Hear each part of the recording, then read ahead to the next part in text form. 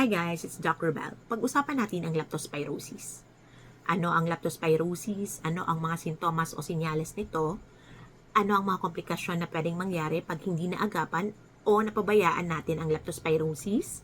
Ano ang mga pwedeng gawin upang maiwasan ito? At ano ang pwedeng inuming prophylaxis para sa leptospirosis? Isa-isahin natin. Ang leptospirosis ay isang sakit dulot ng bakterya ang tinatawag nating leptospira. Nakukuha ito sa pamamagitan ng kontak sa ihi ng mga hayop na may leptospira kagaya ng mga daga. Pwedeng makakuha ng leptospira sa pamamagitan ng paglusong sa baha o di kaya pagkakainom nito. Pumapasok ang leptospira sa ating katawan sa pamamagitan ng mga sugat o di kaya sa ating mata, ilong o bibig. Ano ang mga senyales o sintomas ng leptospirosis? Maraming pwede pero ito ang pinaka-common. So pwede tayo magkaroon ng lagnat, mapulang mata or yung tinatawag nating conjunctival suffusion. Pwedeng mahirapang umihi, sumakit ang tiyan, kalamnan o ulo. Ano ang pwedeng mangyari kapag napabayaan at hindi nagamot agad ang leptospirosis? Una, pwedeng pumalya ang ating mga kidneys. Pangalawa, pwedeng magdugo ang ating mga baga. At pangatlo, at pinakamalala sa lahat, pwede natin itong ikamatay.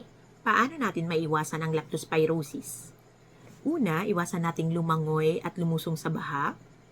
Pangalawa, magsuot ng bota at gloves kapag umuulan.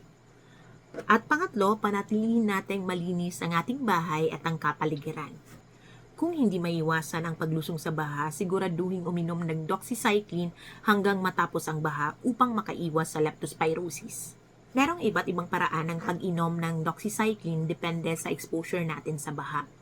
Kung isang beses lang lumusong sa baha at wala namang sugat, pwedeng uminom ng doxycycline 100 mg, 2 kapsula, as single dose within 24 to 72 hours mula nung lumusong sa baha.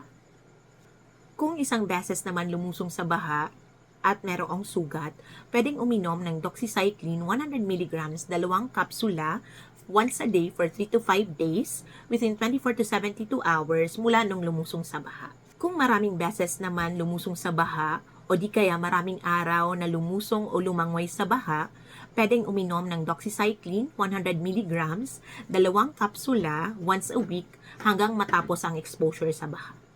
Pwede po kayong magpunta sa pinakamalapit na health center or ospital para makabili or makahingi ng libreng doxycycline. Laging tandaan, lamang ang may alam.